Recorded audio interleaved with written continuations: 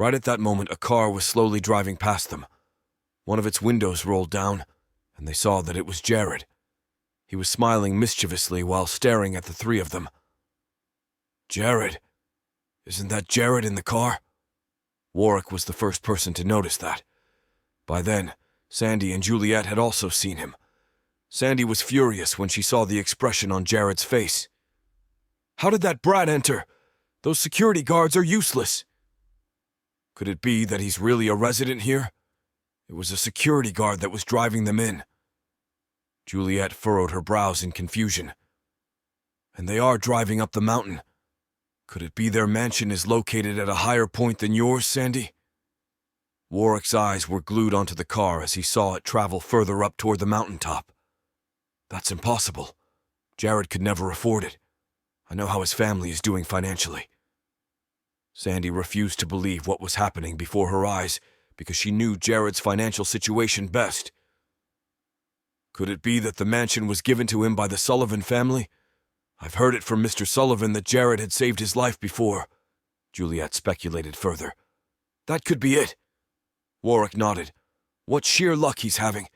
If he didn't just so happen to have saved Mr. Sullivan's life, he would have died in Glamour Hotel earlier. Sandy was utterly dissatisfied. She gritted her teeth as she opened the car door and said, "Let's follow them and see for ourselves." She was eager to find out if Jared had really gotten himself a mansion in Dragon Bay. As Sandy's Mercedes-Benz followed closely behind, they were heading straight toward the mountaintop. This can't be possible. Could Jared really be heading toward the most expensive mansion? Juliet was getting anxious when she saw that Jared's car wasn't stopping yet. It can't be. That mansion on the mountaintop is worth at least $100 million. Jared wouldn't be able to afford it even if his whole family were to slave for their whole lives. Besides, why would the Sullivan family be as generous as gifting him a mansion worth $100 million? Warwick refused to believe it as well.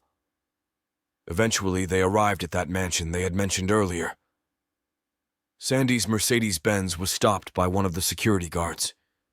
"Hello, miss. You're not allowed to go any further. This is private property." Jared knew that Sandy and the others were following behind, so when he saw that they were stopped, a cold smirk appeared on his face. When Jared and his parents arrived at the mansion, it was surrounded by clouds of thick fog. The scenery was breathtaking. Both Jared and Gary were astounded by what they saw, and although Hannah couldn't see, she could feel the fresh air in the surrounding. The security guards proceeded to help Jared bring their luggage into the mansion. Before they left, the captain apologized to Jared again. "Mom, you'll be staying here with Dad from now on. The environment is splendid here. It's good for you." Jared was holding on to Hannah as he brought her into the mansion. Gary was stunned when he walked into the mansion. He had never seen such luxury in his life. Realizing his mistake, Gary intended to apologize to Jared, but no matter how hard he tried, his pride wouldn't let him. After a short tour around the mansion, Jared wanted to show them the surroundings. "Mom and Dad, let's go have a look outside. You should get familiarized with the place, otherwise you get lost in no time." "All right, since I can't see, describe everything to me so I can feel it," Hannah exclaimed with a bright smile on her face. "Mom, don't worry. I'll get your eyes fixed." Jared then brought his parents for a tour around the mountaintop while treating their eyes to the magnificent view.